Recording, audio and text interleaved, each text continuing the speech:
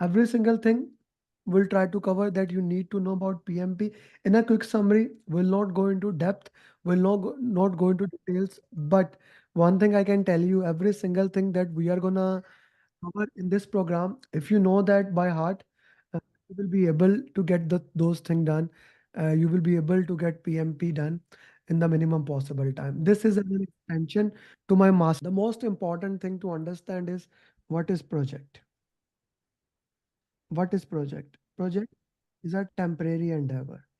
What do I mean by temporary endeavor? It has a start date and it has an end date. So if something is starting, it will end. At the start of the project, you must have end date. If you don't have the end date, this means you are not working in a project. So these are the boundaries of the project. A start date and end date. That is compulsory for a project. According to PMI, the definition of project is this. It's a temporary endeavor. It's a temporary endeavor to produce some product, services, results. What do I mean by that? When you are starting the project, you must have a goal that you are going to produce some product, services, result. There must be a patent goal. Okay, that is the reason why we are starting the project in the first place. If you don't have a goal, then you cannot start a project. It must be done. And how does the goal is defined? Organizations have strategy. Organization strategies is transferred to portfolio. Portfolio make decisions. These decisions are transformed into program and projects. Program and projects produce some results, and these results, values are realized by operation. Right? This is the sequence how the entire project management work. This framework, we called it organizational project management framework. Organizations have a strategy, portfolio drive it, right? Portfolio drive it, we can work into that way. Okay. So that's an important thing that into the entire thing. Organizational strategy to project. So you don't need to know detail of portfolio or program. Just understand program is a collection of related projects. Projects A, projects B. Is as projects are temporary, so programs are also temporary. Whereas portfolio is collection of program, sub-portfolio, projects, and operations. Operation is opposite of projects. They are permanent. Since operations are permanent, this makes project as a permanent thing, continuously, right?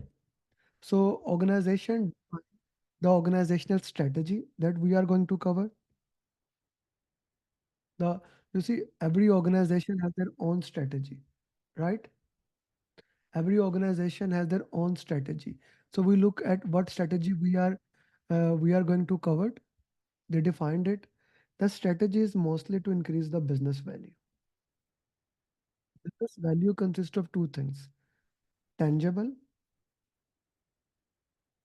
like money; intangible, that is known. So projects are driven straightforward to increase your business value. We do projects to increase your business value. That's the purpose of that.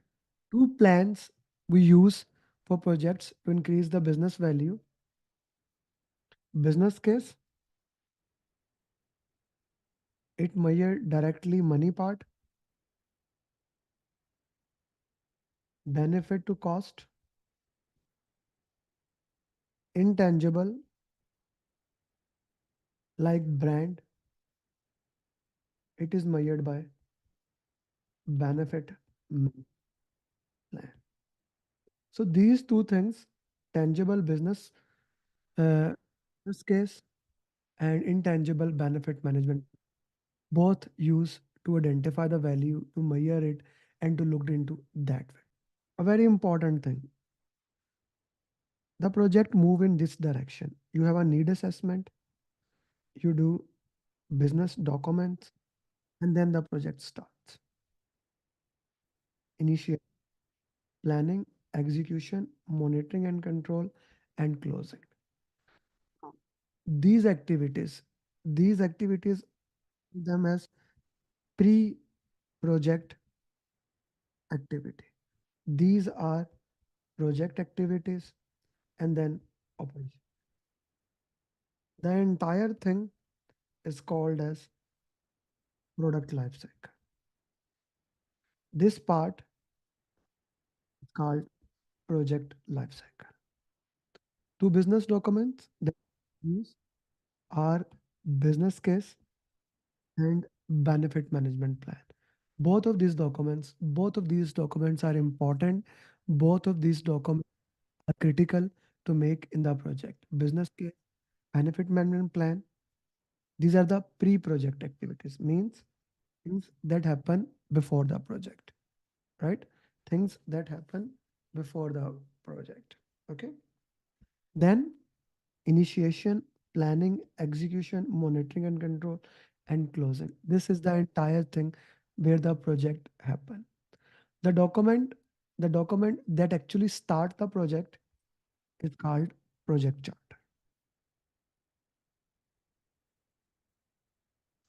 This is a high level document. It has all the information about scope, schedule, cost, high level quality, high level risk, key stakeholders, things of those nature. Who makes project charter? Put in the chat box. Who make project charter? Who make project charter? Project charter is made by sponsor. These three documents, business case, benefit management plan, pre-project, and project charter, all three are made by sponsor. They cannot be updated. I'll repeat, cannot be updated in the project. They are fixed document. They cannot be updated. Once you have a project charter at your hand, now you have a authority to start the work. Now you have a authority to start the work. The first thing you will do, you will make assumption log that will have list of assumptions that we are going to make. Some author called it assumption constraint log. Some author called it assumption log. So both terms are right. I have no issue in both terms. Both terms can be used. Assumption log, assumption and constraint log. It's a list of assumptions that you make at the start of the project. A very somebody muted me. Guys, don't mute me. Uh, some a very important thing. Once we make the project, you check the project. You identify who the key stakeholders are. You have a meeting with them, and then you start the process that is called making the stakeholder register. You identify stakeholder. There's a proper steps to identify stakeholder, and this is a very critical thing. You identify stakeholder. Put in the chat box what are the steps that we use to identify the stakeholder. Put in the chat box to put the steps. What are the steps that we use to identify the stakeholders? Please put in the chat box. I'll wait for 10 seconds.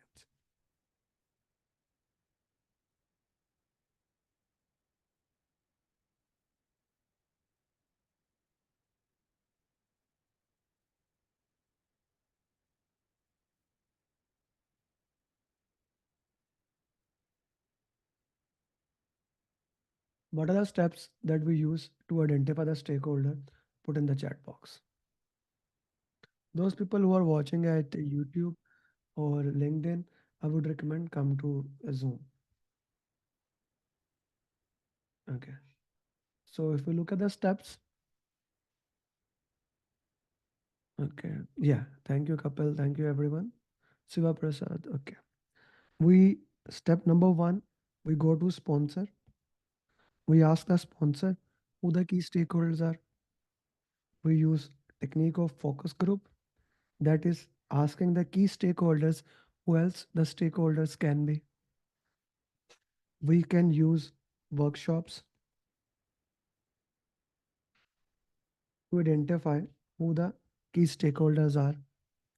We can look at OPS, organizational process assets, policies, procedures, tools and template, past lesson learned. We can look at EEF.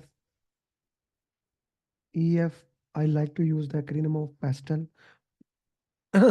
Political, economical, social, technical, legal, environmental, who those stakeholders are. You identify those stakeholders.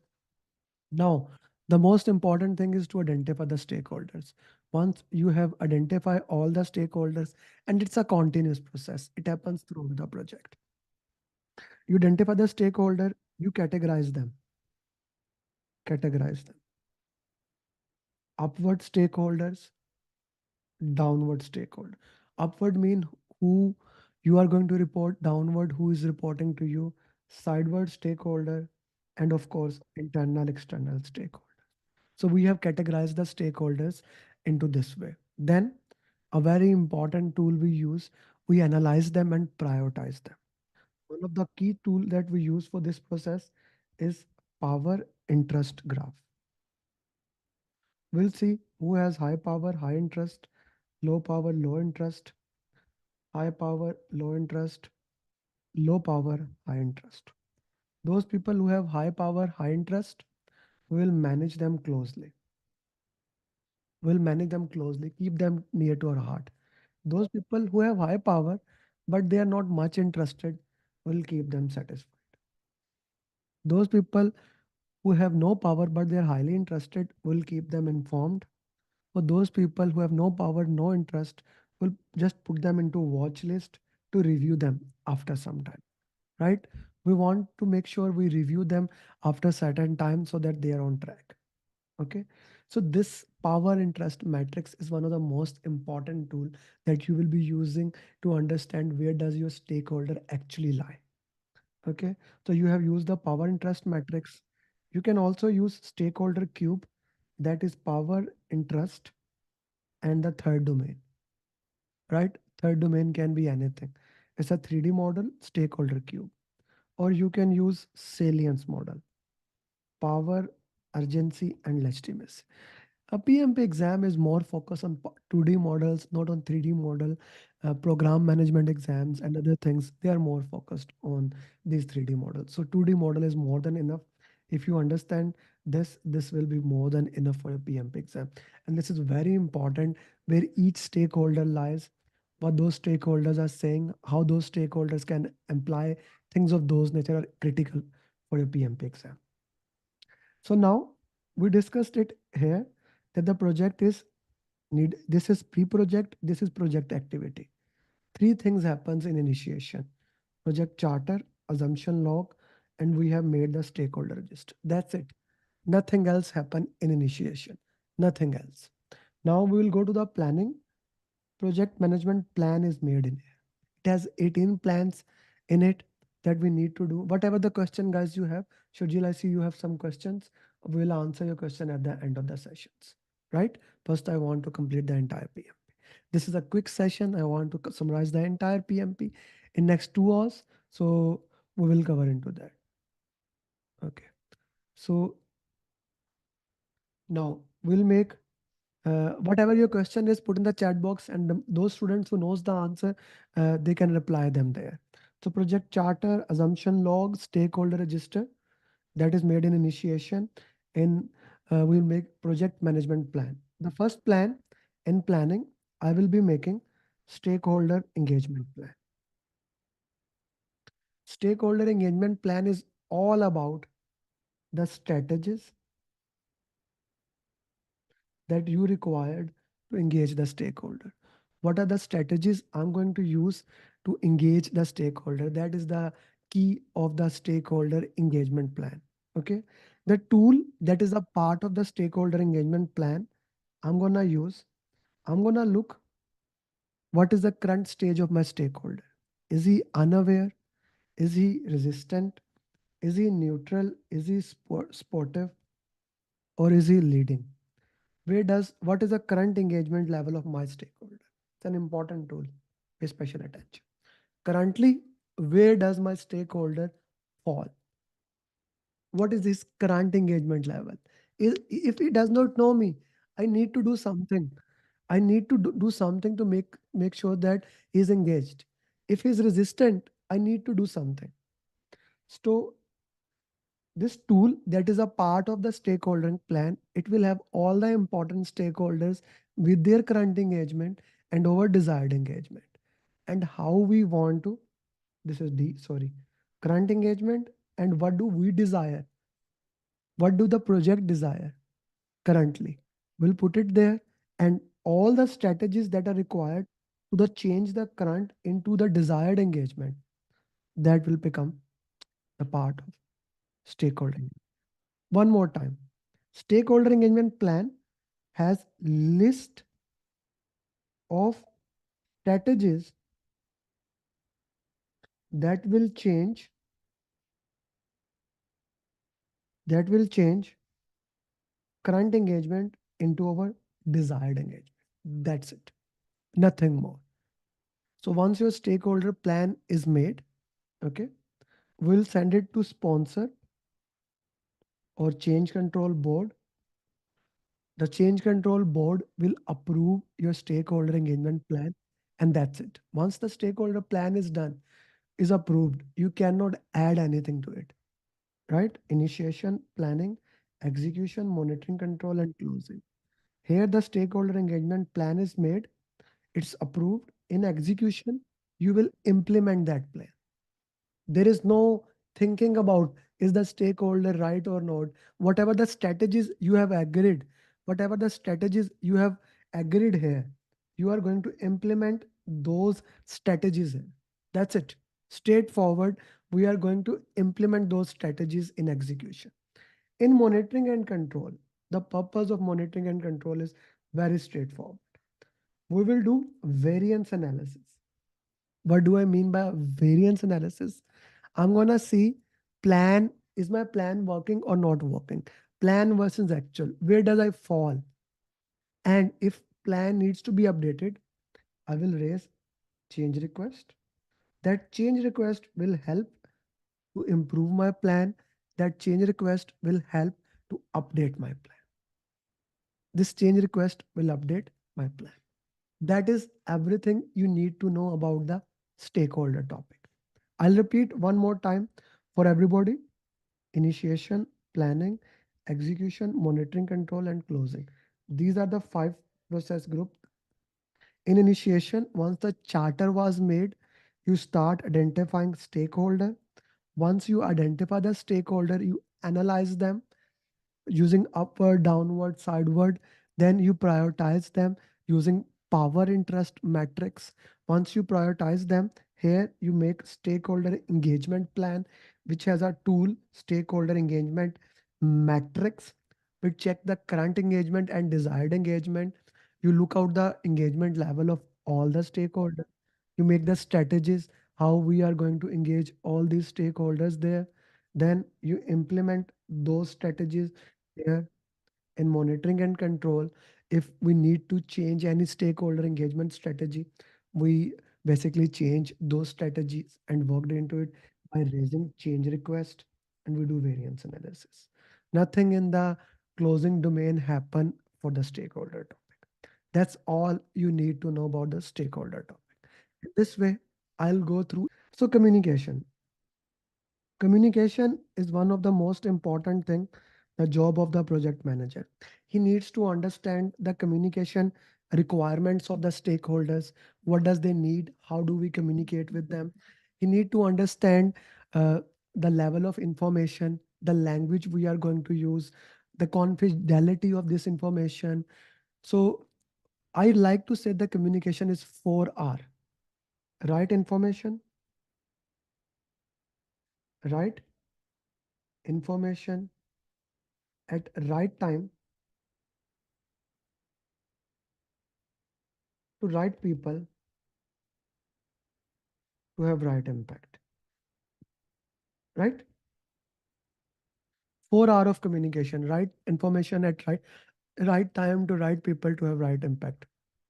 Guys, don't type on the key on it. Anyone can type it. I haven't removed the access. Otherwise, I would mute you, everyone, and I will be forced to do that. Please don't write it. So, what does that mean? What information do you need? What information you need? When do you need that information? Okay. Why do you need that information? How that information will be communicated? Where you want to store that information? What is the frequency of that information? All these things are answered in your communication management plan. What I would say, communication management plan is all about, is your communication effective or not? Somebody is unmute, please. I request you to mute yourself. And co-host, please see who is doing it and mute them. We want to share that our communication is effective or not. How much effective that is. How do I know my communication is effective? When the other person understand it. We called active listening as a way to understand that other people is understanding the information. Active listening can be paraphrasing, I understanding, repeating the last line, understanding their way, understanding the body language. There can be many ways. But the purpose of communication is to understand that people are knowing what you are trying to say. So communication model is something like that. A sender send the information and receive the information. Then the receiver give feedback and the communication loop is completed. Okay. Anything that disrupt the information. It can be anything. Like maybe your internet is not good and you are unable to hear me. Maybe I'm speaking too fast, you are unable to understand. Maybe I'm speaking too many jargons, you are unable to understand. Whatever the way is, anything as a result of which you are unable to understand me, that is noise. That is called noise. PMI use some jargons here that a person who send the information, he encode the information, a receiver decode it, mean he try to understand it and send it back into your language. So that's how the entire information basically flow. You encode the information, you decode it, and we work into this way. This is a communication loop.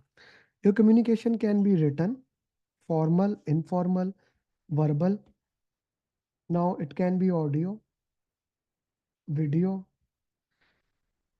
it your communication management plan will define how you have to communicate, what are the ways that are most effective for your own project, how we can add the real value, how the organization can understand, okay, this is the information they need to understand in this way. So we will look into that way, how the real information is needed, written, verbal, audio. Of course your information can be push, you can pushing the communication. Push means anything that you did not want and it is being bombarded on you. Like you got a call, you got an email, it's a push communication. Ads on YouTube, it's a push communication. Pull is basically when you want it yourself, you do go and make some kind of effort. That's a pull communication. That's a pull communication. Interactive consists of both form of communication. Like we are interacting with the people in the projects. What do you think, which form of the communication is used, push, pull, or interactive? Which communication is used? Put in the chat box.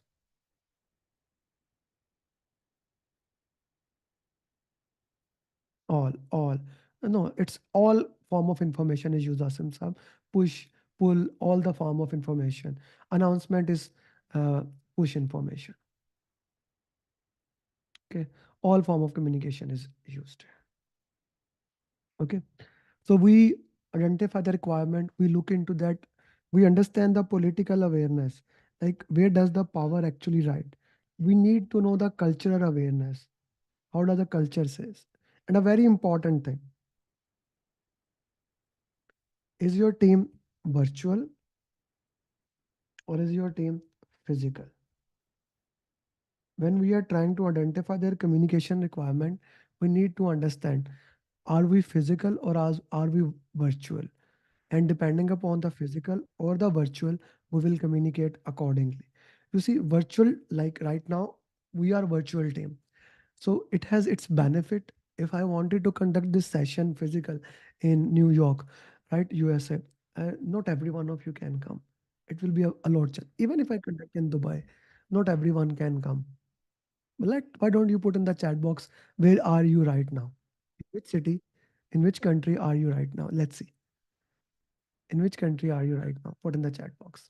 Qatar, UK, Lahore, India, UAE, India, Pakistan, Saudi, Oman, US, India, Pune, India, UAE, Oman, Saudi, Belgium. Okay, Belgium. Where else? Saudi, Azerbaijan, okay, Kuwait. So like, let's say 20, 30 countries are there. So virtual give us the benefit from all over the world. You can join a session. It is cost effective. It is like only 2, 3 hours we come, we learn, we go. We can get the recording of the sessions, right? All those things are available. So that is the benefit of virtual. But then there's a disadvantage. I cannot see all of your faces. I ask you to turn the videos on. I cannot see your faces. If I'm drinking tea, later on I'll have a coffee. You cannot have coffee with me. We cannot feel that those things together. So that becomes a challenge in the virtual session. In physical is considered as a very co-located people. When you come to the same location, the communication become easy, but then there are problem, culture, religious things like that, right? So all that was challenges need to be looked on. So your communication management plan need to address which type of information you have, what are their challenges, how you are going to overcome those challenges. It must address those things. Okay, it must address those things. Once your communication management plan is made, who will approve it? Same person who made the stakeholder plan approve. Sponsor change control board will approve your communication plan. Okay, so now you will implement the communication plan: initiation, planning, execution, monitoring and control, closing. There is nothing in communication. In initiation, in planning, you will make a communication management plan. In execution, you will implement it. Monitoring and control, again, we will see, is our communication plan effective or not. If it's not effective, we'll do change request and change the plan. In closing, there is nothing there. A very important thing, this execution process, managed communication, it's considered as the post office of the project.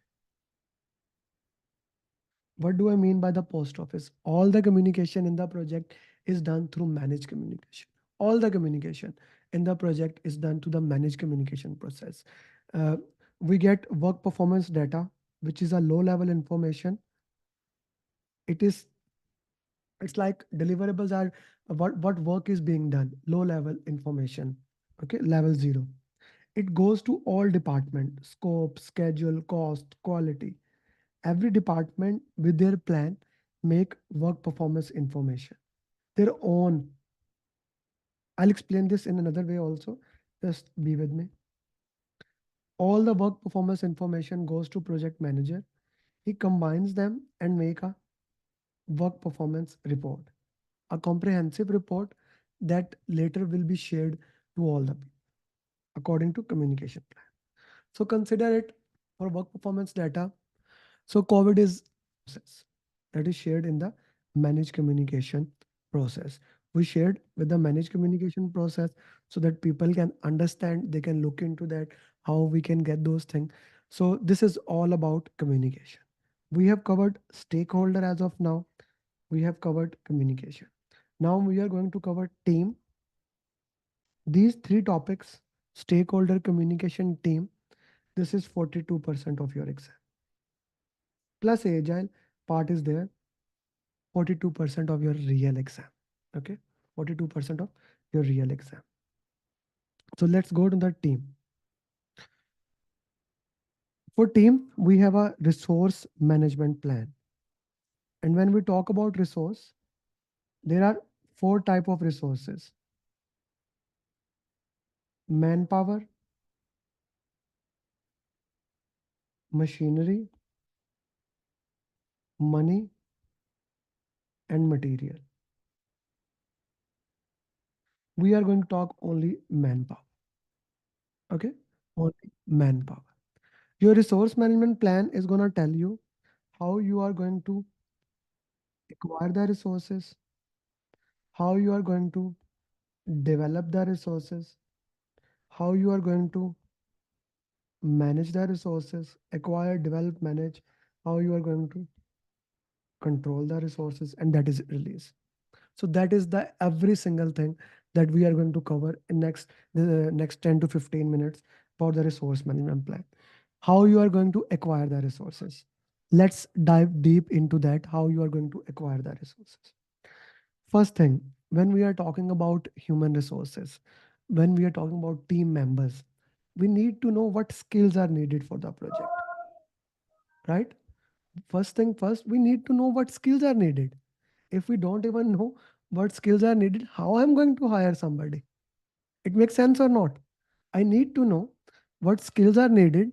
Then once I know that, okay, these are the skills that I need for the project, once I have those skills, then I can move forward and then I can work into other domains and look into that. So first I identify what skills are needed.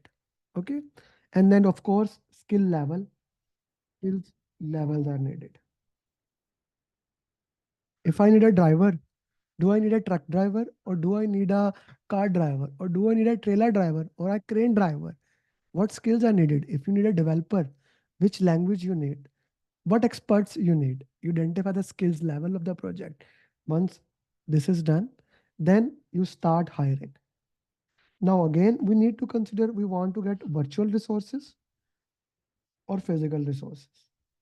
Nowadays, combination of both, hybrid resources are also used. How many of you go all the days to work? Of course, I'm not asking civil engineer. Okay, so we do hybrid, whatever the skills are needed. Again, the same thing we discuss in communication. We can consider cost, we can consider effectiveness, we can consider multiple other factors to identify, okay, what is the best practice we have here and what do we want to do that. So we can identify and looked into that, and we can actually know that. Once you have done that, once you identify the skills you needed, we can use SWOT analysis to identify the skills even when we are interviewing the team member: strength, weaknesses, opportunity, threat. What things are needed, we can put into that. Other tools are also included, but SWOT is one thing we use. Then we'll make resource calendar resource calendar, and it will be continuously updated. It's a document, it can continuously update. Resource calendar, as the name indicate, it's calendar when resources will be available. It talks about dates, right? When those resources will be available. It talks about dates of the resources. Okay, these will be available at these dates, etc., etc. So when those resources will be available, we will have that.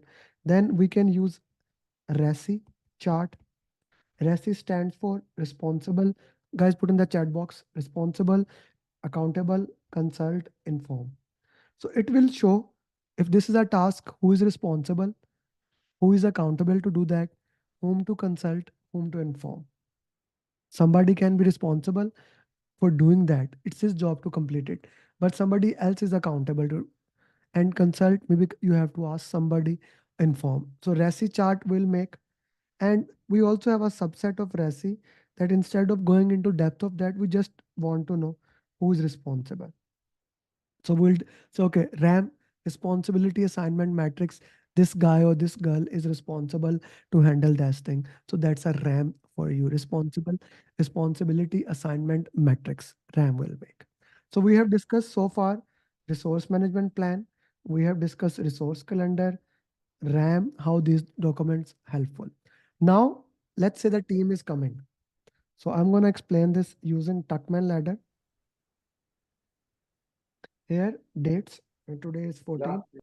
12, 13, 14, 15, etc. Here you have productivity. Okay. On x-axis, you have productivity. Okay. So RAM only have who is responsible for the task, nothing else. And again, one more time, guys, whatever the questions you have, put it, put down all the questions on your chat on your notepad. Once the session is done, I will be there to answer all your questions. Okay. So the first step when the team comes is forming stage. Now the team is coming here. The team has the team is not clear what to do, what the goals of the project is. Project manager here need to act directive in nature.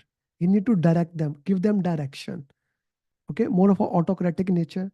Here, project manager needs to make team charter.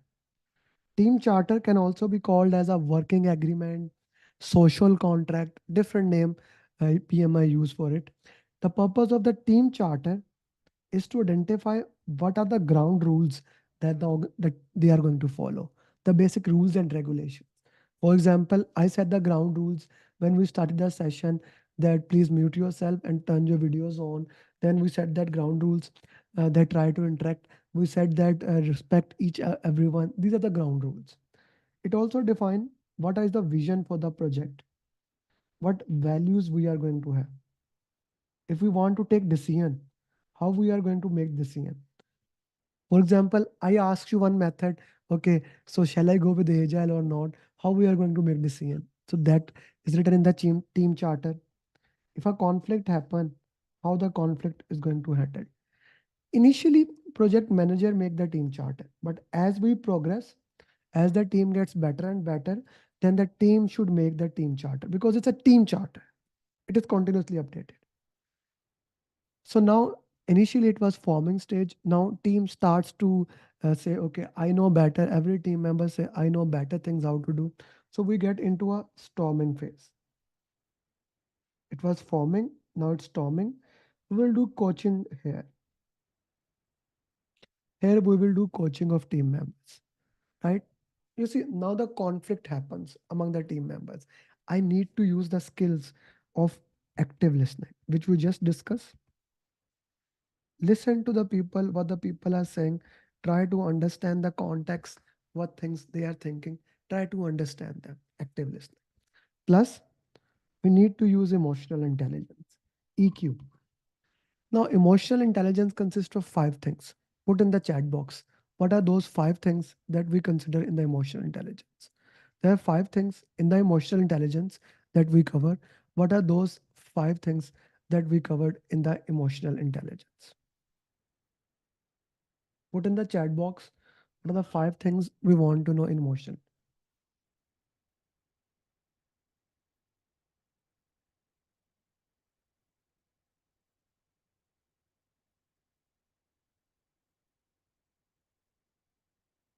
Self-awareness, self-management, social skills, empathy, motivation.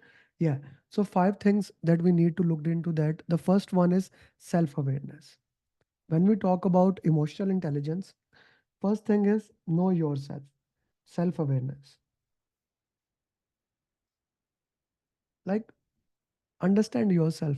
What do you want? Self-awareness will be there. Second, self-management. Once you know yourself, now manage yourself. No? A very critical thing. Like manage yourself. How do you think about it? What are the way, etc., etc. Self-awareness, self-management, very important. Third skill is social skills. All the communication, influencing, decision things, they are covered under the social skills. The fourth one is empathy. Most of the time, when we talk about emotional intelligence, people consider emotional intelligence as empathy. No, no, no, no. Empathy is just one part of it. Self awareness, first know yourself, manage yourself, social skills. The fifth one is motivation. Now, this is a very critical thing. I will expand on it. I want to understand what motivate other people. What are the things that motivate them? What are the things that does not motivate them? There are multiple motivational theories that we need to look into that. What motivates somebody or not. Now, if you know what motivates other person, you will be able to manage their emotion. You will be able to correspond in a better way. So, motivation. The first theory is Maslow hierarchy of need.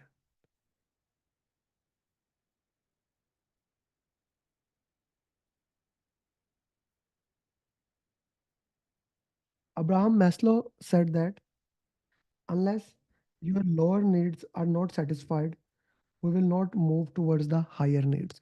Lower needs, food, water, shelter.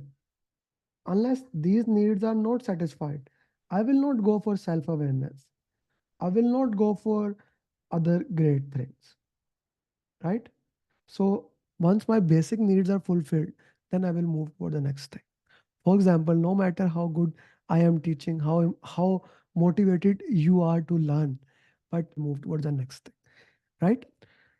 So Herzberg used the Maslow theory, and he basically said, okay, that is important, but I want to simplify that. He called that Herzberg's theory has two factors. One is hygiene agent, other is motivating agent. He said that few things need to be present. If they are not present, you get demotivated. But no matter how much more you provide that, you will not get motivated. For example, food, hygiene agent, temperature, hygiene agent, cloth, internet maybe for you, salary. Like these things, there's a percentage that is must to have. If those things are not minimum present, na, I'll become demotivated. But no matter how much I increase it, you will not get motivated. I know. When I say the salary is a hygiene agent, many people disagree. But the reason is we never reach that minimum factor, right? We never reach that minimum factor. Whatever the minimum salary is a good salary in your country, right? Once you reach that, it does not matter. So it says that the things that motivate us is opportunity. The things that motivates our growth. The things that motivates are helping other. All these things basically motivate us. These are the motivating agent. That's what Herzberg said. Macklin gave his theory. He said people are either are motivated by achievement. For example, Vinu cleared PMP today from UAE. I will put a success story. That's my achievement. I'm happy to work with him, coach him, guide him. Right? So I put it, I have these many PMPs. We are reaching 194, whatever number is. So we are reaching there. That's achievement for me. I don't care about power. I don't. I never had. What motivates you? Put in the chat box. That's Macklin theory. Then we have McGregor theory X and Y. Theory X says that you need to continuously monitor people, otherwise they will not work. Continuously monitor people. Okay? Otherwise they will not work. Theory Y says that give them a good environment and trust them, they will work. That's theory Y. So both theory are important. Depending upon it, you need to see what works for your organization. Then we have halo effect. Halo effect is a very interesting thing. If we consider somebody is good at one thing, we will assume that he's also good at other things. That is why we give votes to athlete, or we buy things because an athlete is wearing them, right? So that's kind of a halo effect. So influencers, that we are living in an influencer market. People are using influencers to sell everything. That's a halo effect. We are basically that is considered as a halo effect. Then we have expectancy theory. Expectancy theory says that if you expect that this will add value in my life, you will work for it. If you expect that this thing will not add value in your life, you will not work for it. Expectancy theory. So, expectancy theory basically all the religions are based on it. You are sitting here with me on Sunday and trying to learn from it. You are following the expectancy theory. You believe that PMP will help you and this session will give you some value. That's why 130 people here, 40 people on LinkedIn. People on LinkedIn, why don't you come to Zoom? So we can discuss those things. You believe that, right? So all in social media, 300 plus people are watching on on Instagram alone. So why they are listening? They expect that, right? Expectancy theory is there. So now the purpose of these motivational theories is to understand what motivates each other so that we can better handle the conflict that is among team members. So when you identify the conflict, it's important to know the stages of conflict, at which level the conflict is. This can be called as stages of the conflict or level of conflict. First level, and if you can put the 5 level of conflict in the chat box, is problem to be solved. Let's say team is discussing or argue how to solve the problem. That is level 1 of conflict. I don't want to I don't want to get involved at this level. Let the team work. Let the team handle this conflict level among themselves. I don't want to get jump into that level. Let them do their things.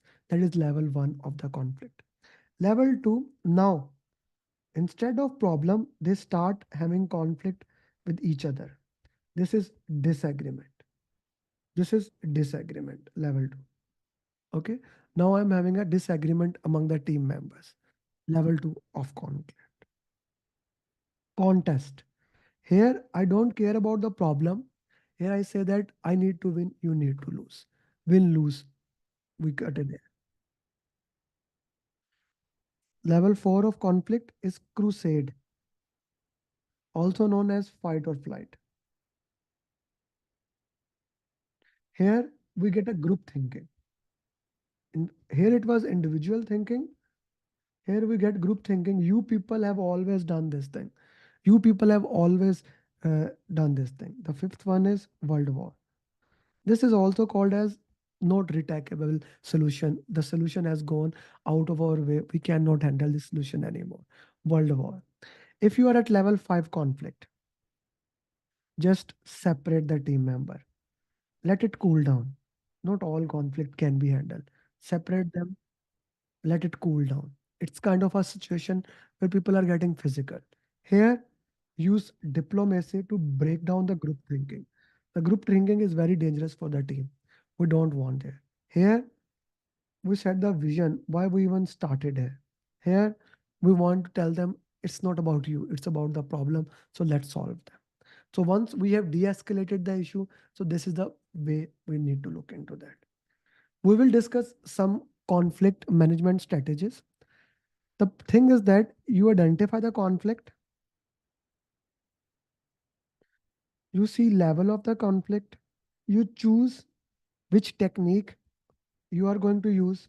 If it works, good. If it does not work, change the technique, use some other techniques. There are multiple techniques at your hand that you can do to handle these conflicts. Now, care for others. As a project manager, if I care for others, care for myself.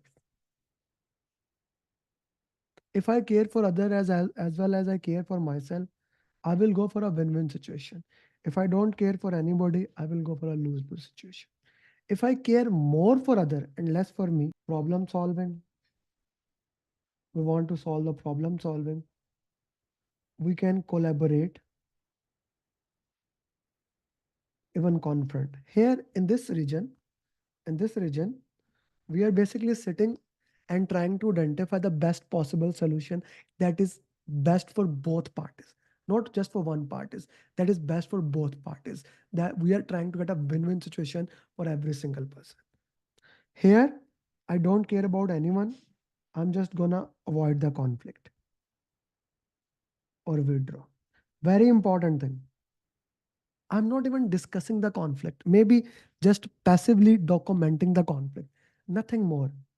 Not discussing the conflict, just documenting the conflict, right? That's a avoid or withdraw. Here, I accommodate them. Okay, I'm willing to go for it.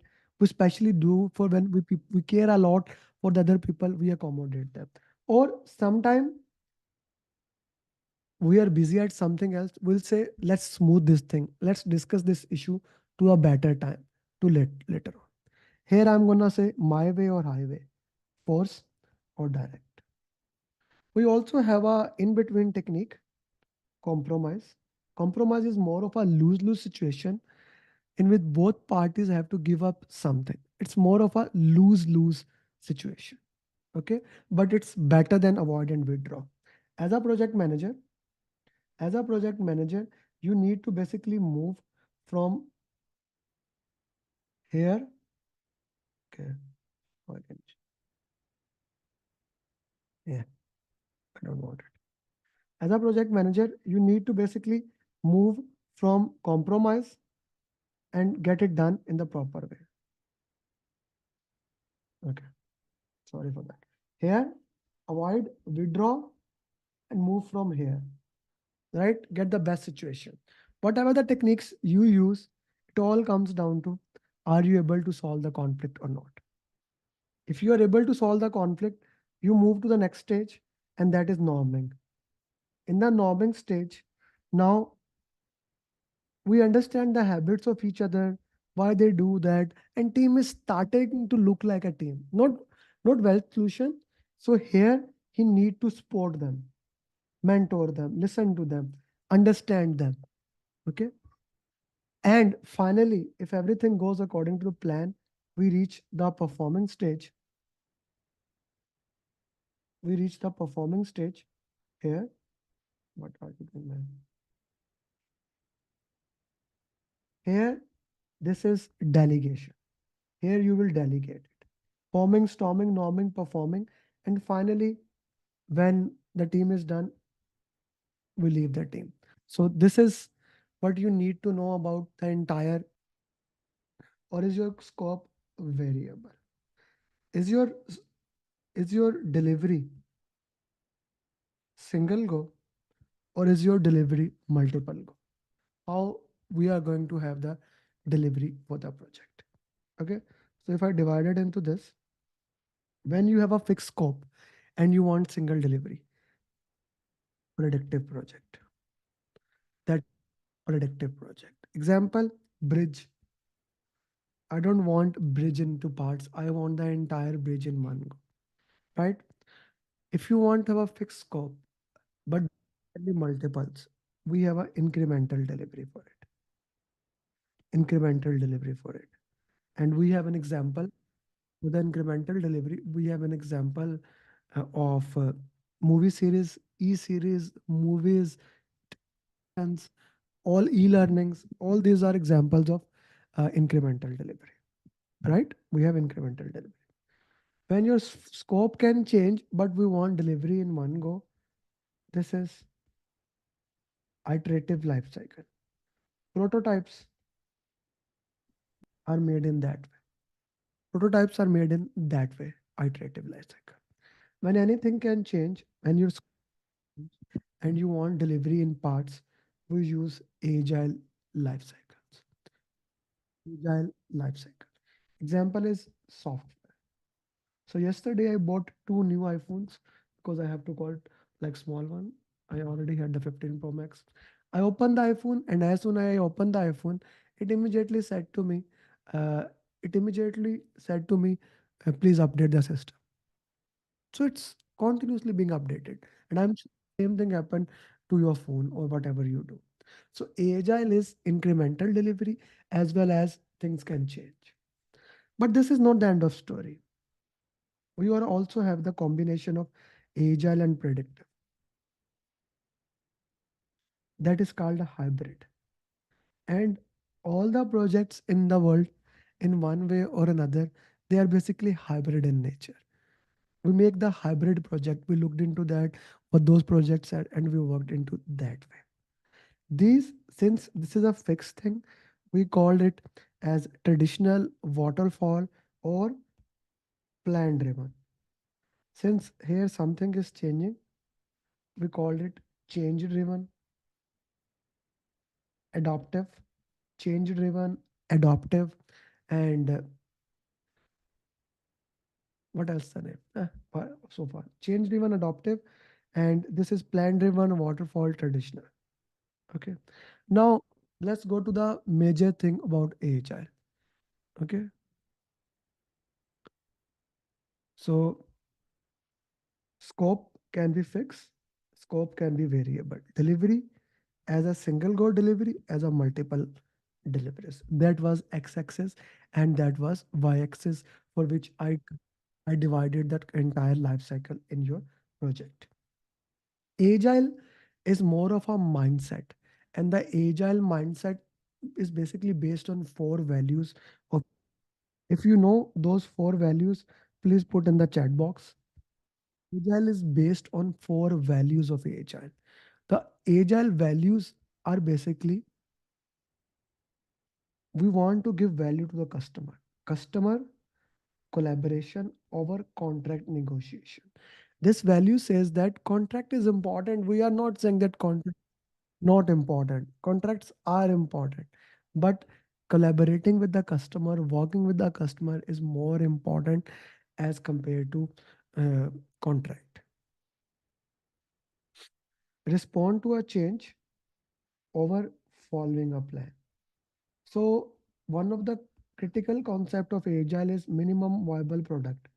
We make something for the customer, we show the customer, and we want to give value in the market in the minimum possible time. So in order to make minimum viable product, so sometimes things has to be changed. So we respond to a change. Instead of following the plan, we go for the plan for whatever they are asking, right? Third value is working software over comprehensive documentation. So here, this again goes the concept of minimum viable product. Whatever works, give it to the customer. Give it to the customer. That is most important thing. We need to provide that thing to the customer. Fourth value says that individual and over processes and tool. This is all about team. This concept goes about team. You see, in Agile, we say that we want T-type leader. Leader are those people, they have in-depth knowledge of one domain, in-depth knowledge of one domain, and they also have the knowledge of. So this is used in order to avoid single point of failure, right? In order to avoid single point of failure, we use type leaders. We basically give value to the customer. We give value to the customer. We give value to the team. We select those people who are motivated, and we want to make sure they make their own decision. They make their own individual and interaction over processes and tool. These are the four values of these four values with the 12 principles.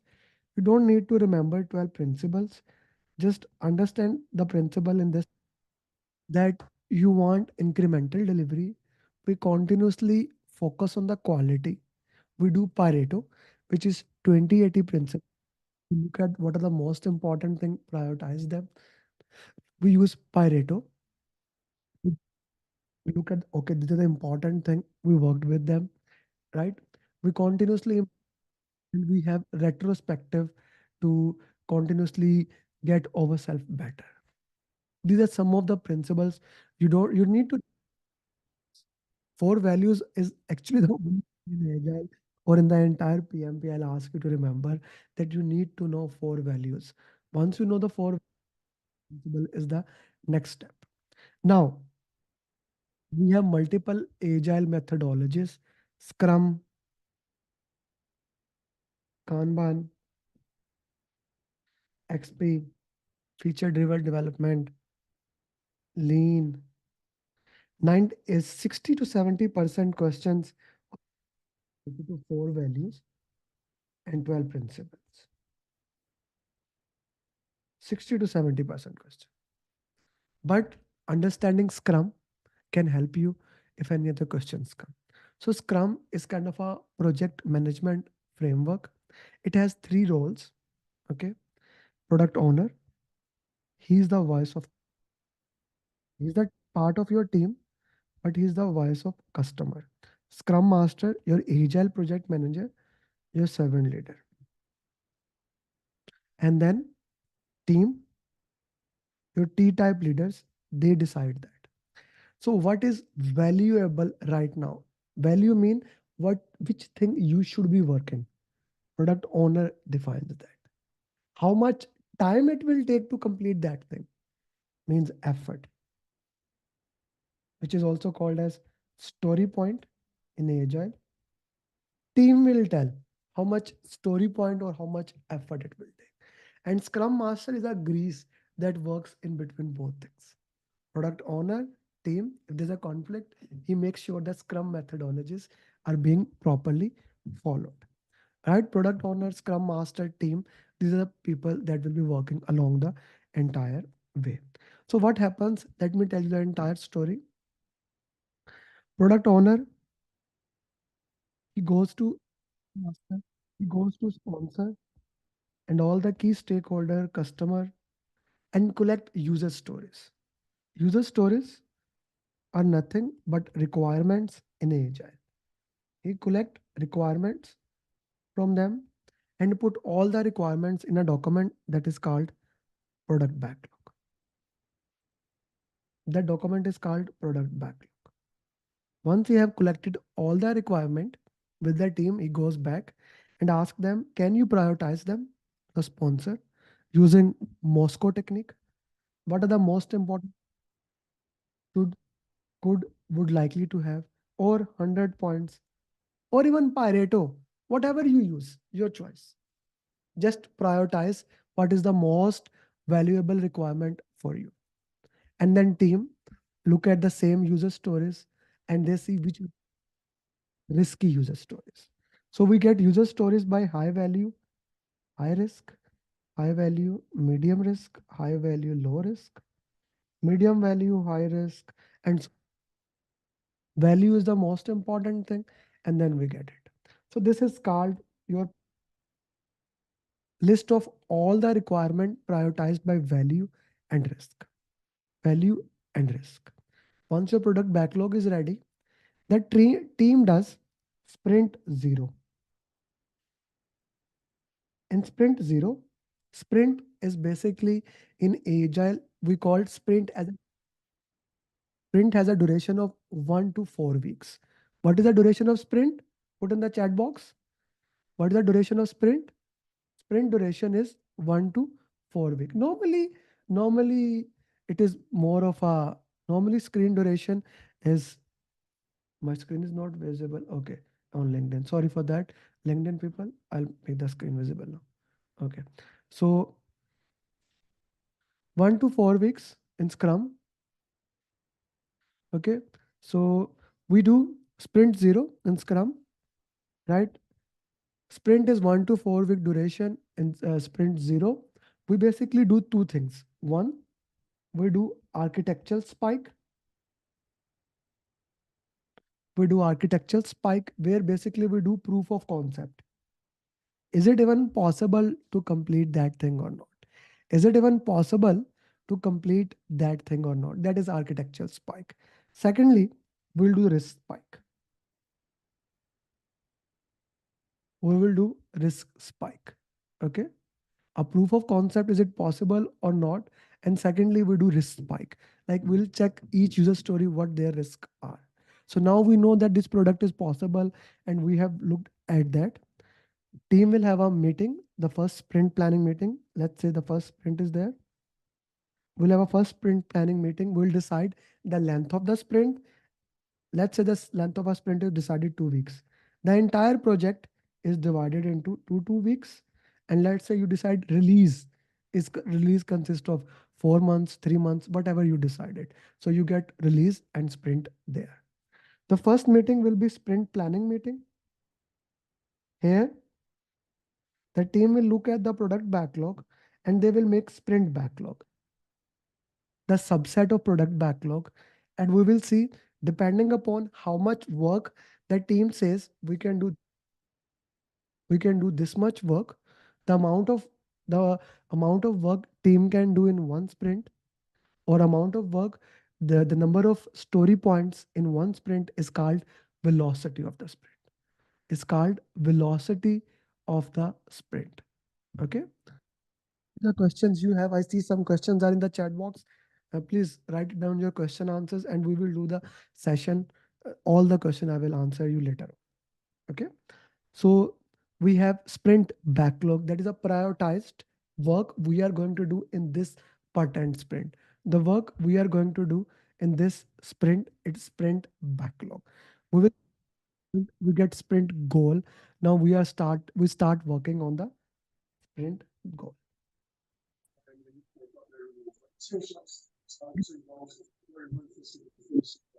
Please, somebody mute yourself, guys, kindly. So I'm also making you co-host. Okay.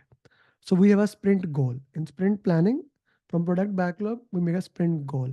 Sprint goal, we know the velocity. We made the estimated velocity, how much we do in one sprint, and now we start doing the work.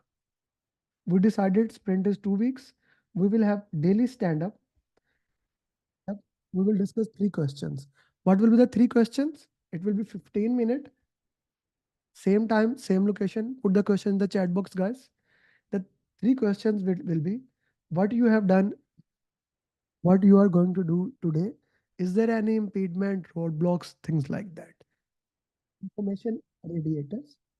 We will use information radiator to basically discuss the information in the agile, right? Information radiator. Once 2 weeks are completed, we will have sprint review. In sprint review, we'll show to the customer whatever we have completed. Please understand, in agile, well, what is 100% completed? Nothing less. If something is 100% completed, we will show to the client. Okay. If client accept it, it goes into product increment. So this is the third document or artifact we discussed. First, we discussed product backlog, sprint backlog, now product. Whatever is accepted, it goes into product increment.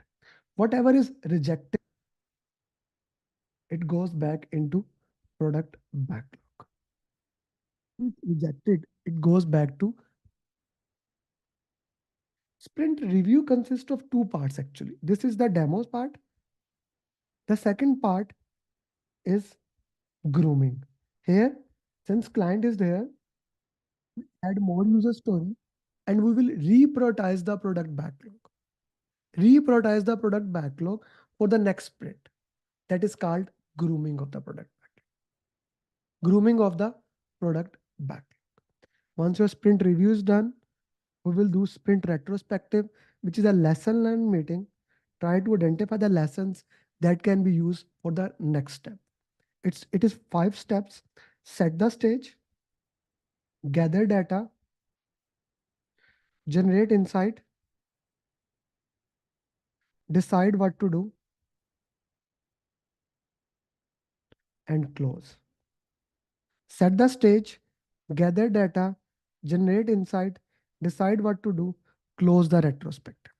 Close the retrospective. So this is basically 5 steps that we do in the entire sprint. We'll keep doing it, right? Once the entire sprint is completed, all the sprints are completed. At the end of the sprint, you see, we have sprint 0. At the end, we will have sprint H, hardening sprint, in which we will finally check before giving the entire product to the client. We will final check and give it to the client. Hardening sprint. That's the entire scrum for you. 3 documents you must know. Sprint 1 to 4, sprint planning, daily stand up, review, retrospective. You must know. You must know Scrum Master and team. What are their roles? What are their responsibility? Product owner decides the value. Team does the work. Then next thing is basically what is velocity? What is user story? Story point. When does the sprint end? When the works get completed, then the sprint is over. How do we know that something is 100% completed? Team has a checklist that is called definition of done. Team compare with that checklist to the and make sure that this is completed, then they show it to the client. How does client have a checklist that is called acceptance criteria, and we looked into that. This is entire scrum for you. We have information radiators, which I'll cover into it. So we have 4 or 5 information radiator, which we want to work into that. We need to know for this thing. The first one is burn down chart, and I would for the class, please make burn up, burn down chart Kanban task board at least one time with your hand. It's important. This is burn down chart. It's an information radiator that basically measure how much work is at any time. Here you put days. Here it is, story points. You measure how much work is remaining. How much work is remaining? That basically is done by a burn down chart. If you want to see how much work is done, we go with the burn up chart. We go with the burn up chart. Burn up chart, burn down chart. We use this burn up, burn down charts for same. Both are useful. We use both of them in our project whenever we want to work into that. Burn up chart, burn down chart. Then we have task board. Task board show you status, to do, in progress, completed. This is kind of a thing that is used all over the world. All over the world. We just want to show the status of the work. Task board. Task board. We have a special type of task board that is called Kanban board. Kanban board is particularly useful, particularly used when we want to look into that, when we want to see how, like, what is a bottleneck. Write it down for you. What is the, if we want to look, what is the bottleneck in our project, we use Kanban board. What is the bottleneck in our projects when we want Kanban board? Okay. So Kanban board,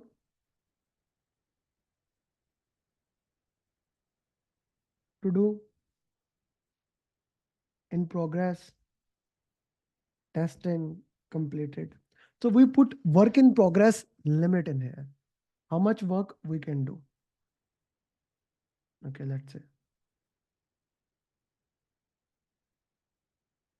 say to do,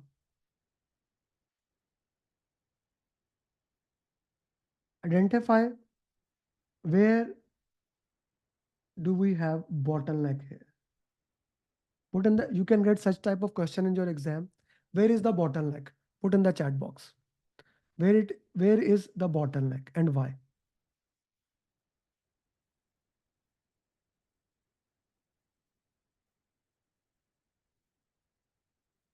Where is the bottleneck and why? Testing has bottleneck. Testing has bottleneck because only 3 can be allowed and only 3 are here. We cannot have more work here. In progress, we can add one more. Here, we can add uh, testing and completing. Both are bottleneck. Okay. Here, there can be something. Okay. This is also bottleneck. I put a special question. This is not the bottleneck. All 3 are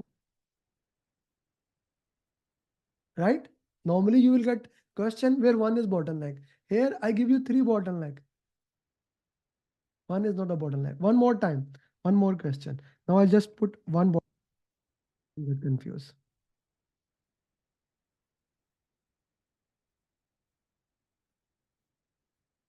Mhm.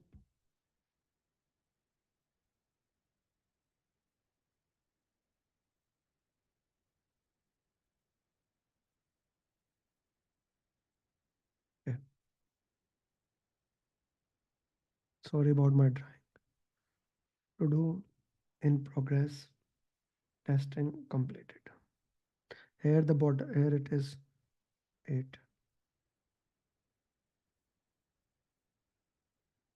Here it is 3. Here it is 2. Now which is the bottleneck? Where is the bottleneck?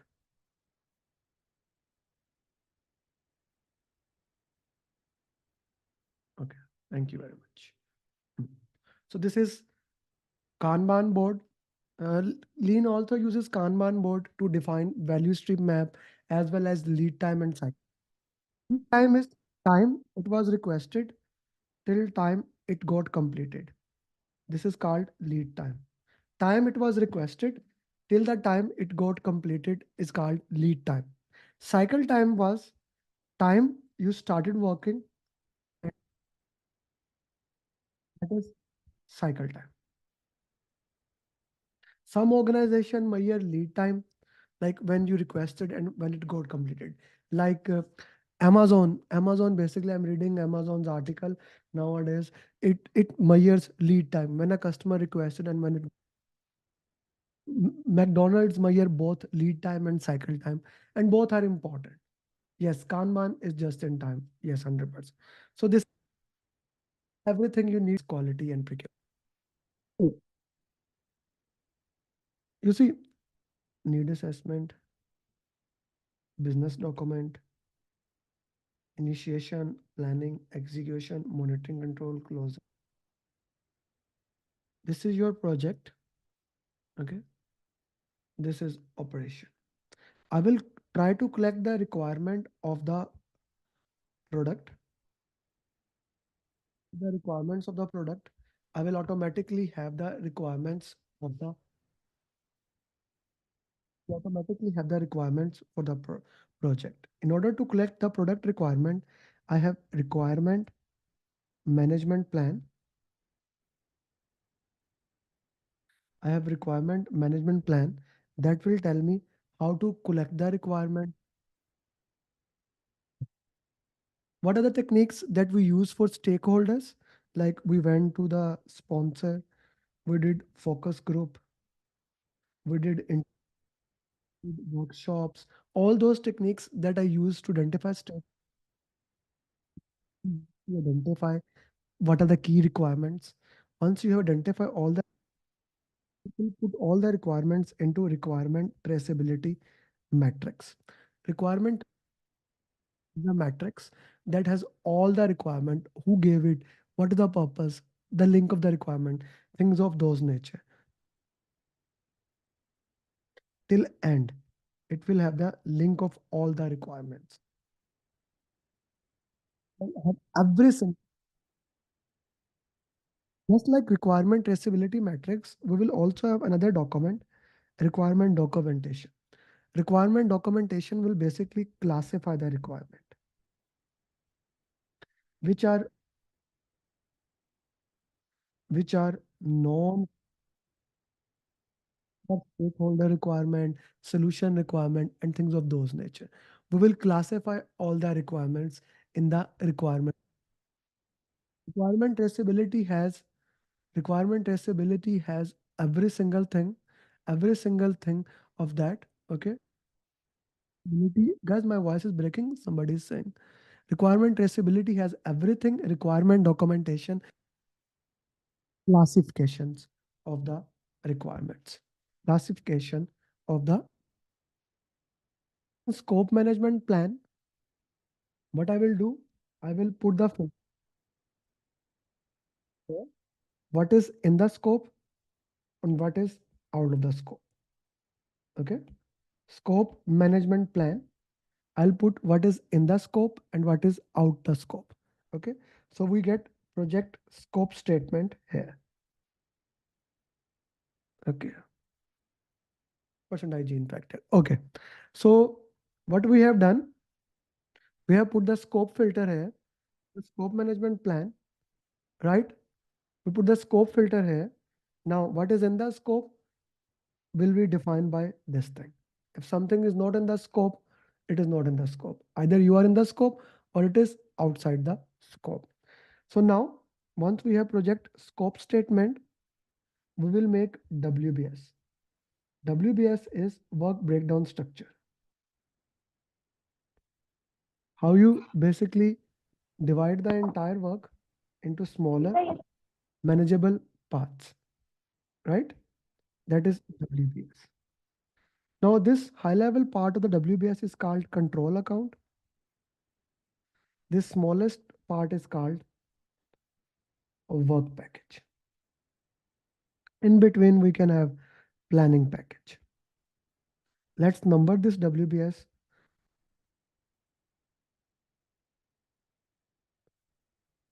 When we number this WBS, when we number this WBS, these numbers are called code of account. These numbers are called code of account, right? These numbers are called code of account. The smallest part is called work package. This is planning package and this control account. In order to understand control code of account, we have WBS dictionary. The combination of project scope statement plus WBS plus WBS dictionary is called what? Put in the chat box. I want it from everybody. What do we call it? Somebody please mute yourself.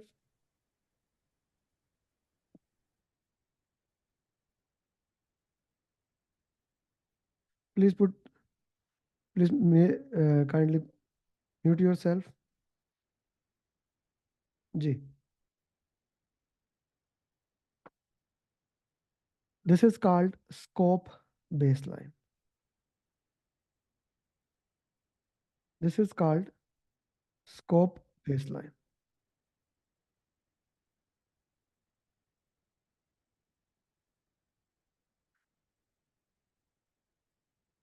This is called scope baseline.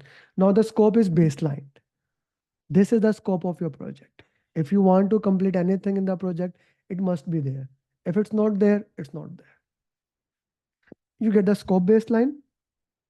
Now you will start working into that.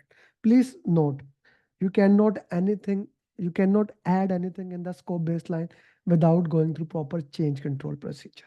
You need to raise a change request to add anything into that. Once we have a scope baseline over or at hand, we will go to schedule. We have a schedule management plan. We have a schedule management plan that will define how you are going to divide the work package further into activity list, activity attributes, and milestone list. You have activities, activity A, B. We will see what are the relationship between them, finish to start, start to start, start to finish, finish to finish. Plus, we will also look what are the relationship that we have here. Okay. Dependencies. Is the dependency mandatory or is it discretionary dependencies? Preferred practices. We looked into that. Yes, of course, the project scope statement needs to get approved. Looked into that, sir. It needs approval. So we know what are the relationship between the activities. We know what are the dependencies, internal, external dependencies, mandatory dependency, discretionary dependencies. We know that. Now, we'll calculate the duration of each activity. We have analogous estimate that is 100% based in the past. Then we have parametric estimation that is the multiple, statistical multiple of the past. We have bottom-up estimation. When you add all them, you get the duration most accurate. And then we have 3-point estimation. 3-point estimation consists of two types: triangular distribution or beta distribution. That is called PERT. Optimistic, 4 most likely, pessimistic, divided by 6. If in the exam it is not mentioned which one to use, you will always use PERT, right? You will always use PERT. So we have two estimation. Now we know each thing about the activities. We will use network diagram and calculate the duration of the activities. Start, A, B, C, D, E, end. Let's say the duration is 4, 8, 2, 1, 3. So 4, 8, 12, 1, 13, 16.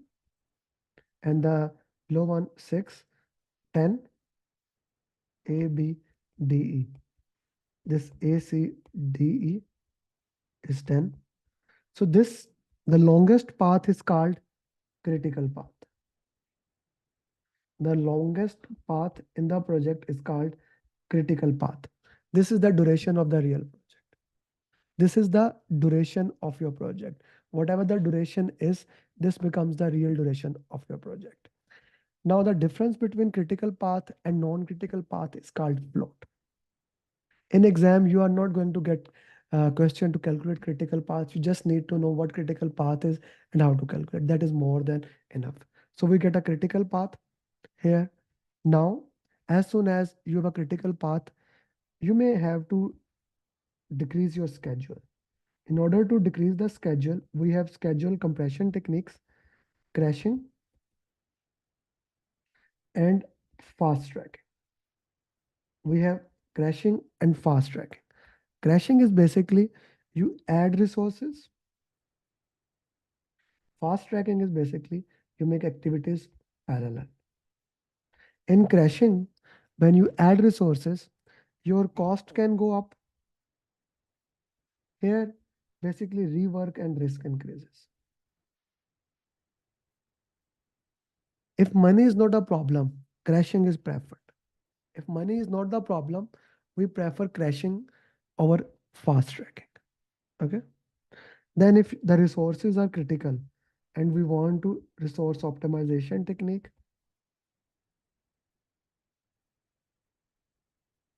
we have leveling where we change the schedule. Schedule can get changed, but we change the schedule according to the availability of resources. All resources are optimized.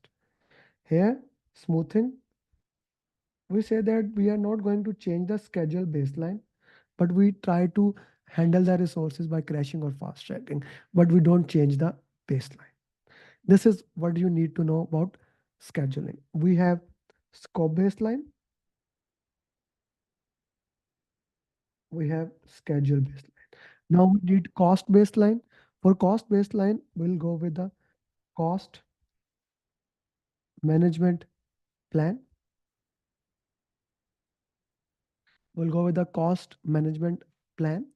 We have a cost management plan that will defines how the financing of the organization will be, how you are going to look at the funding limit reconciliation, like what are your milestones when you check the budget and then release the budget. We will look into that. We will look at the past history, and since we already have those estimation technique, we will calculate the cost of each activity. So cost of activity plus money spent to avoid identify risk, contingency reserves. Contingency reserves, we'll just discuss the risk top in a while. Money you set aside to handle identify risk, contingency reserves. This is called cost baseline. This is your cost baseline. Money set aside to handle identify risk, cost baseline. Once you have that, we want to know what is the project budget. Project budget is basically your cost baseline plus management reserve. Management reserve is a cost of unidentified risk. Management set it aside. We don't know. We don't know how much the money is there, right? We don't know how much the money is. That is your project budget. So now we have three baseline: scope, schedule, cost baseline. These three baseline combined are called as performance measurement baseline. Combined, they are called as performance measurement baseline. Okay. If we want to measure them, where do we stand cost wise or schedule wise? We do earned value analysis. Let's say we put dates here dollars. The work planned till today is called plan value. The real work you did is called earned value. The money you have spent is called actual cost. If you want to measure schedule, we have earned value minus planned value. We can also use earned value divided by planned value. Greater than 1 means the positive, or greater than 1 is a good thing, less than 1 is a bad thing, and equal to is okay. Similarly, for cost variance is undervalue minus actual cost. Cost performance index, undervalue divided by, yeah, actual cost. Same thing, greater than 1 is a good thing. Less than 1 is a bad thing. Negative should not be there. Now, you see, this is the money you have set aside. This is your complete budget. If you want to calculate how much more money you need, we have estimate at completion. The formula for estimate at completion is budget at completion divided by CPR. These are the formulas you need to know about the exam. So now we made scope baseline, we made schedule baseline, we made cost baseline. We have already discussed stakeholder, communication, team, agile. Now we are going to discuss three topics: risk, quality, and procurement. Okay, risk, quality, and procurement. I'm going to start with the procurement, right? Then quality, and in the end, we will discuss risk.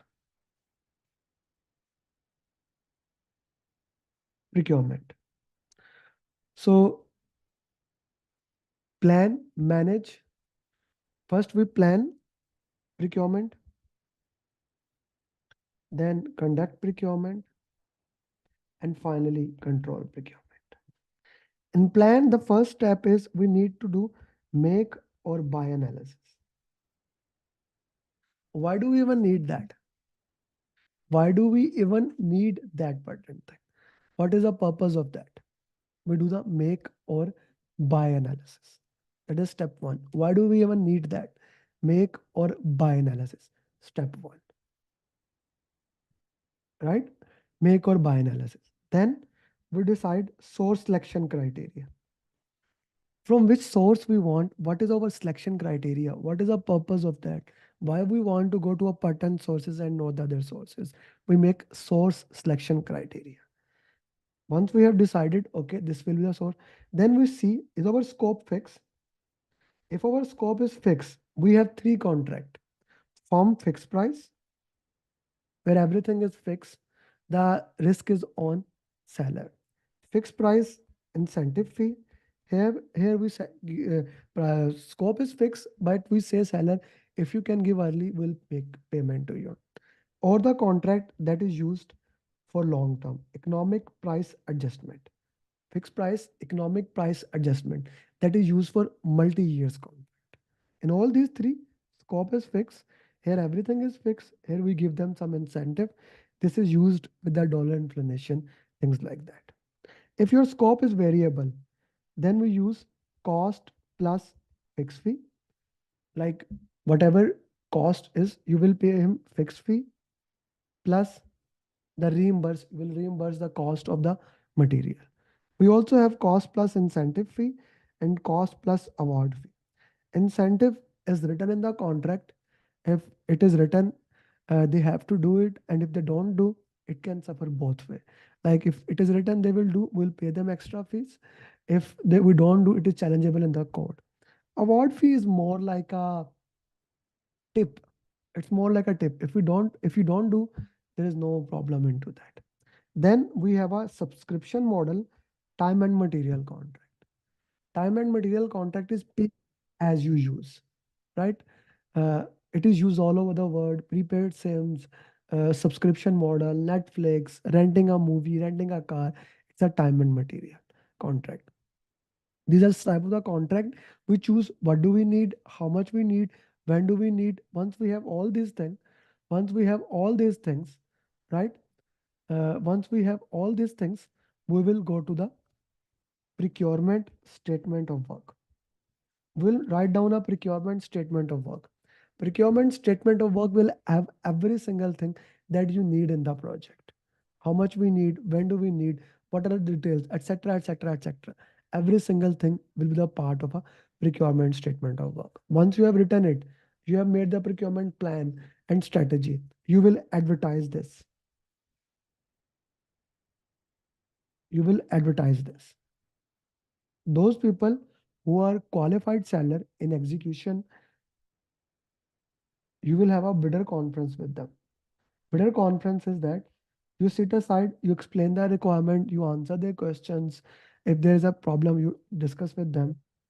Then, once the short list is sellers, you look at the proposals and you start having negotiation. Please note, project manager is the part of negotiation, but he does not discuss anything regarding money because there can be bribe or things like that. But he is there to discuss scope, schedule, cost, quality. Once negotiation is done, you get contract. The contract can be two types. First, letter of intent, while the real contract is being formed, high level contract in the form of emails, things like that. Then you have final contract. Before the contract is written, everything that happen in the project is according to the procurement statement of work. Now everything happens according to the contract. In the monitoring and control part, if it is written in the contract that you can do audit, if it is written in the procurement that you can do audit, we will be we will do their audit. If we cannot, if it is written that we cannot do audit, we cannot do the audit. Understand that audit is basically checking the effectiveness of the process. Audit is checking the effectiveness of the process, how effective our processes are. That is basically audit. Okay. So I cannot go, I have like 5 to 6 phone of Apple, but I cannot go and check Apple. I cannot because it's not the part of my contract. What can be done is inspection. Okay. I have like for this one, 15 Pro Max, I have a 2 years Apple Care. I have bought that warranty, so I can, if any problem occur, I can go to Apple, right? If a problem occur, step one, step one is to sit with them, talk to them, and get a win-win situation. Sit at a table, try to get a win-win situation.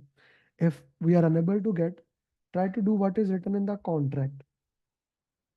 If contracts are also silent, that now maybe you get a arbitrator, mediator. If still that thing is not done, now we go to court. Going to the court is the last step, and we don't want to do that. It costs money, time to every single person. We don't want to do that. Please note, procurement are closed throughout the project. Throughout the project, not in the closing. In monitoring and control, they are closed. In, in closing, we will final check the procurements have been closed or not, but they are closed throughout the project. This is your procurement. Very simple, straightforward topic. Just understanding the contract can help, can be a little bit here or there, but that is that about the procurement. Not a very difficult topic to understand, but understanding and knowing this topic can help you to help in different areas. Okay. Now we will cover quality. We'll take a break after it. After quality for the risk, we'll take the break. Okay. Quality. Just like procurement, kind of a straightforward topic, but there are some quality tools that we need to know. So quality, plan quality, manage quality. In execution, it is also called as quality assurance, control quality. What happens in plan quality? We make quality management plan. Quality management plan. Quality management plan basically talks about which standards we are going to follow. What quality standards are there that we are going to follow, that are the important standards and things of those nature. We will also document the cost of quality here. Cost of conformance, money spent to avoid failures. Cost of non-conformance, money spent because of failures. Warranty costs, reworks, things of those nature. We'll also make quality metrics, the KPI metrics, which will measure your SPI, schedule performance index, your cost performance index, how many changes have been there, what is the percentage that is acceptable by the client. So we'll make the quality management plan. Once the quality management plan is done, in manage quality, we will do the audit of the process. We'll check are we following the quality process or not. We'll use check sheets, of course, to see the sequence of process is being followed or not. Check sheets, checklist will be used.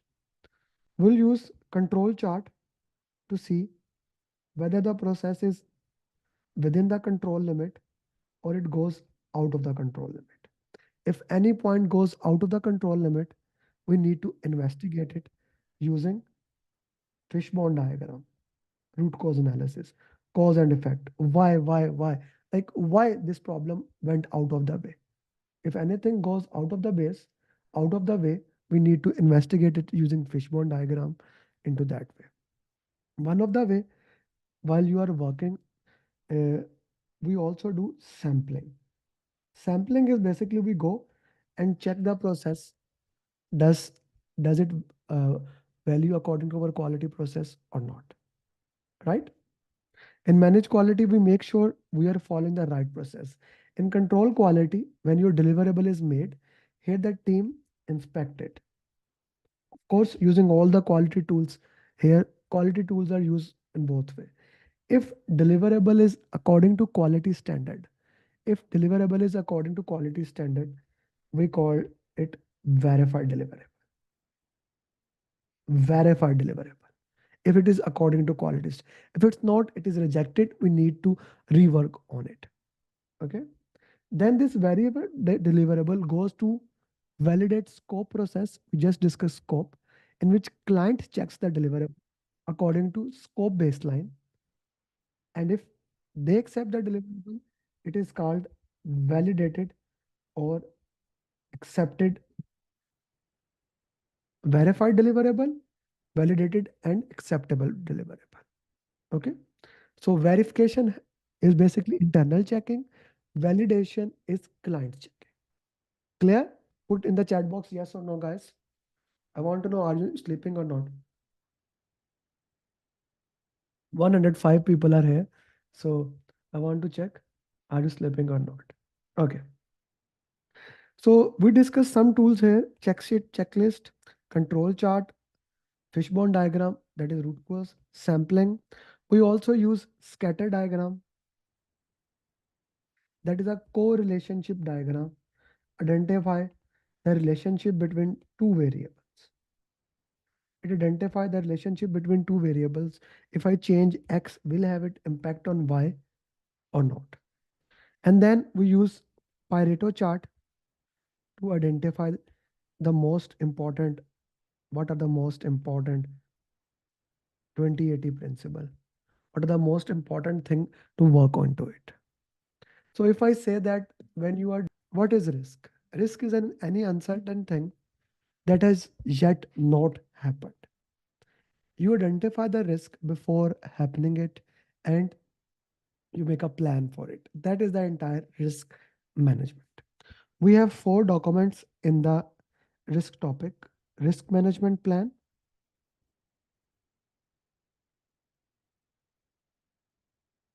we have risk report,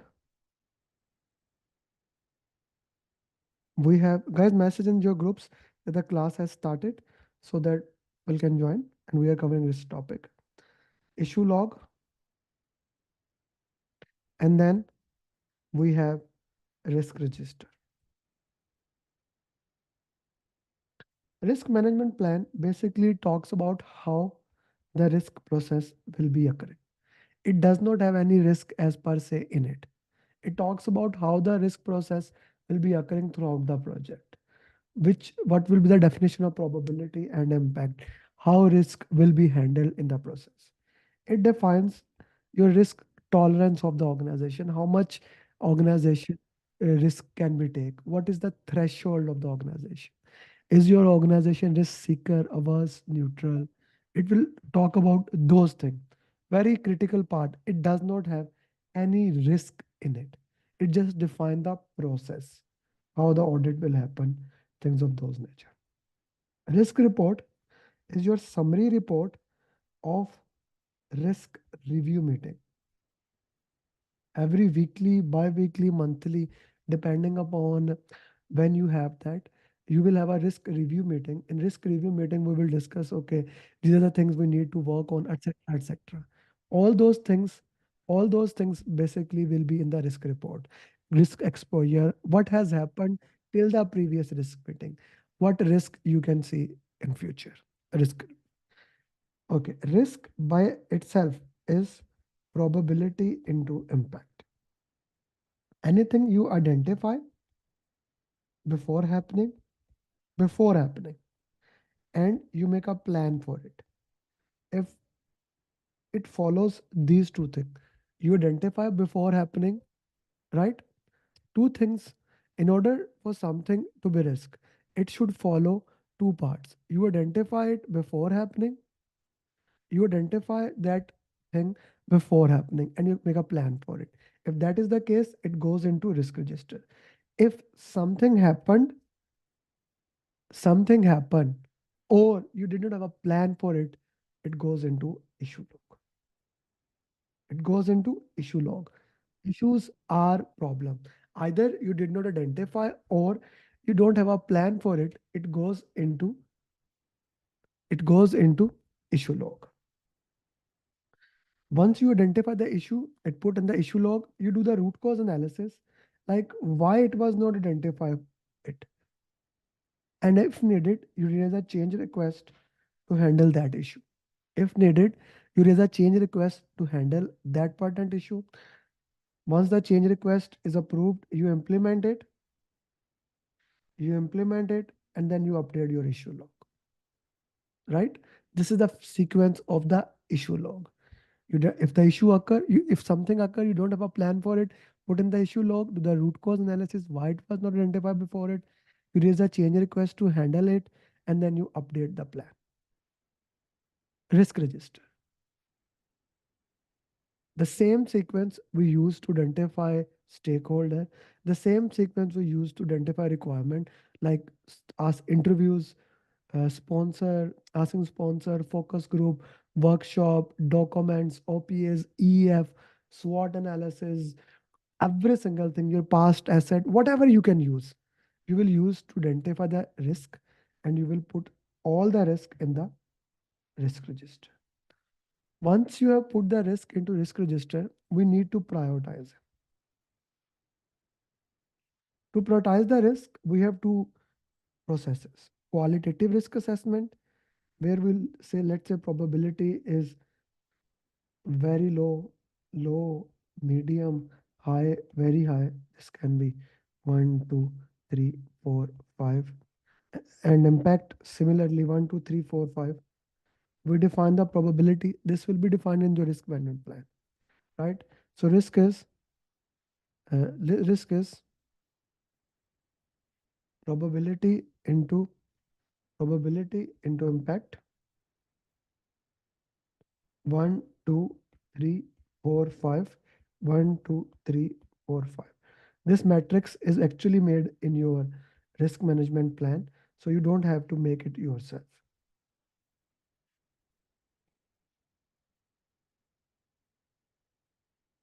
Organization to organization, the matrix can be 3 by 3, 5 by 5, 7 by 7. Okay, depending upon the organization. 16, 20,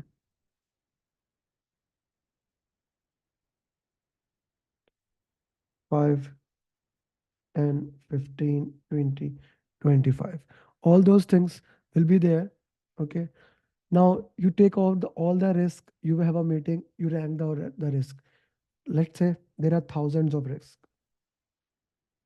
Qualitative risk assessment, you will prioritize, okay, very high, high, medium, low. And now we'll focus on high, medium, or low, right? High, medium, low, we'll work into that, and we will identify those risks. Now, we'll work into that quantitative risk assessment. Quantitative, as the name says, it will give us the number. Quantitative risk assessment will give us the number, like how many risks are occurring there, what are the things there. So quantitative risk assessment will look into that. Okay, these are the risks that could occur into us, that are the risks we need to look into that quantitatively, and we will handle those. There are various tools that we use for quantitative risk assessment. One of them is influence diagram. Put in the chat box which of these activity you feel is most risky.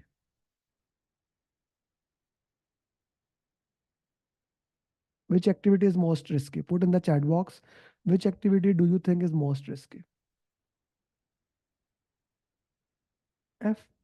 So similarly, we just give number and we identify those risky activities.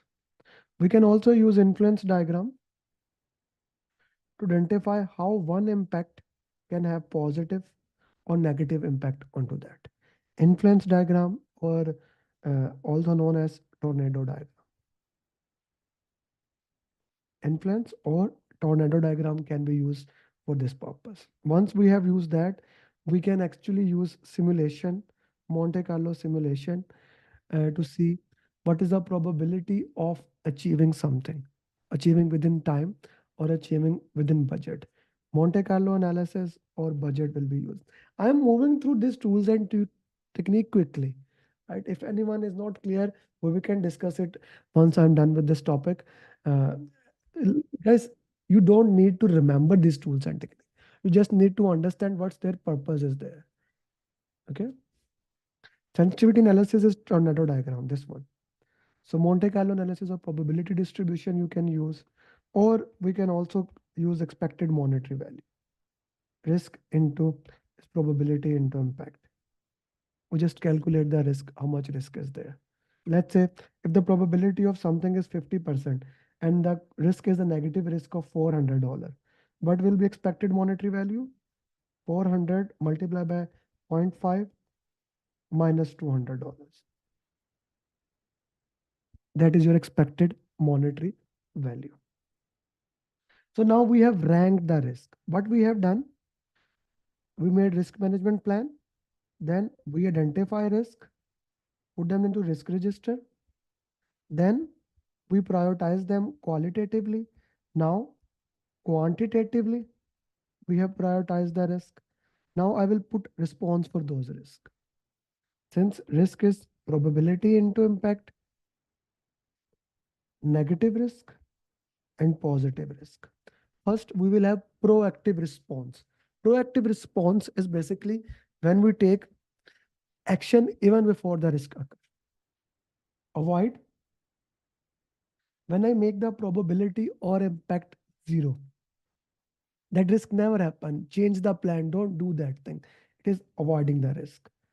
If I increase the probability and impact, both of them, that is exploiting.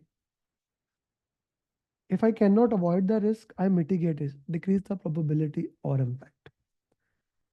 If I cannot increase both probability and impact, I will enhance the risk.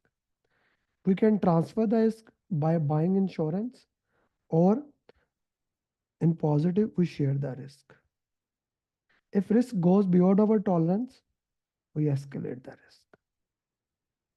All these are proactive approach where once you identify the risk, you immediately take action. In acceptance of the risk, active acceptance used for both, we identify the risk, put in the risk register, make a plan, contingency plan, plan A, fallback plan, like we make two plans for a risk. We set a risk owner. He will look at the risk trigger. He will look at the risk trigger, and if the risk happen, he will look at the risk trigger. If risk happen, he will implement the contingency plan. Once he implement the plan, there are two possibilities. Either you get with the residual risk,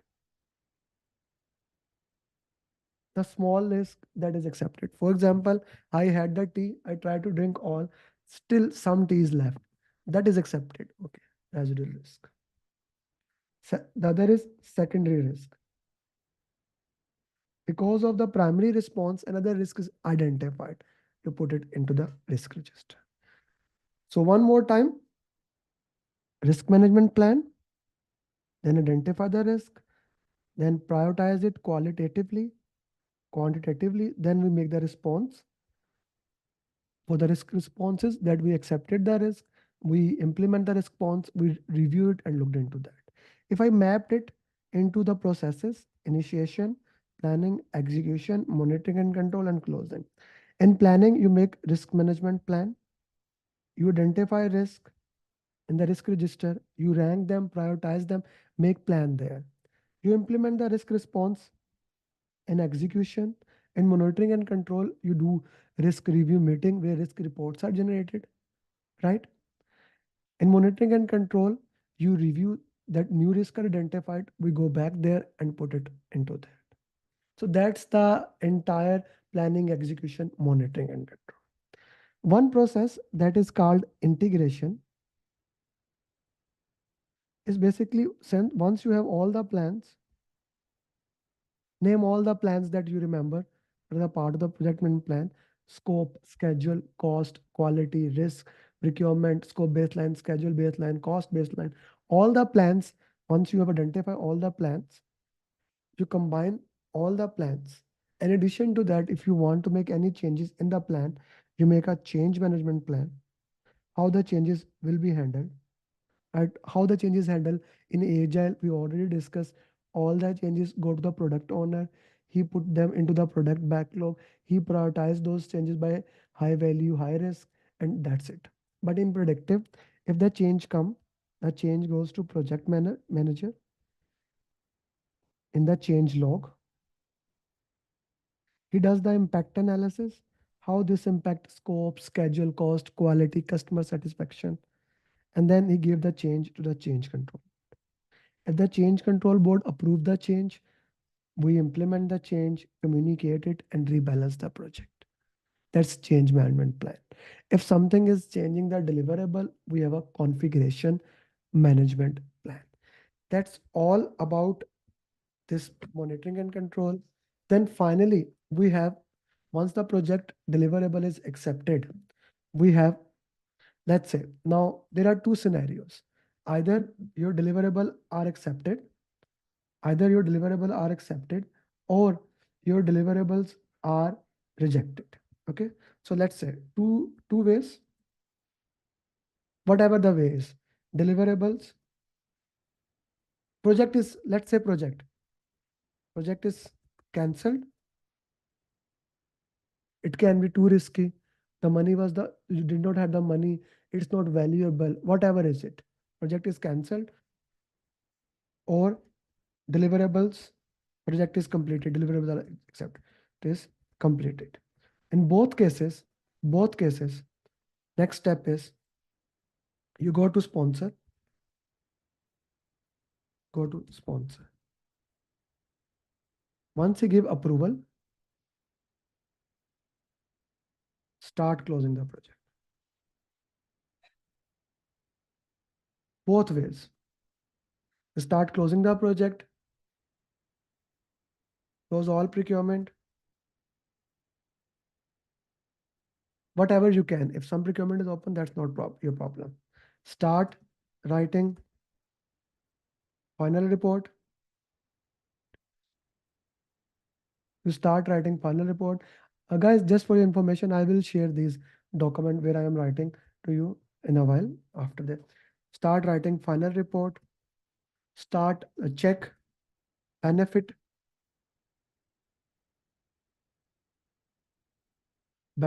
management plan for benefits. It is important. Up lesson learned register, update it. Gee. Project document, update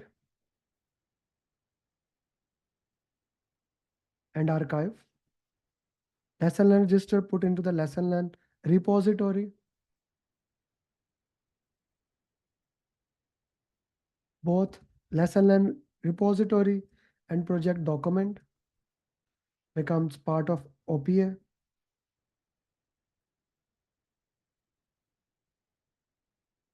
Share final report according to communication management plan.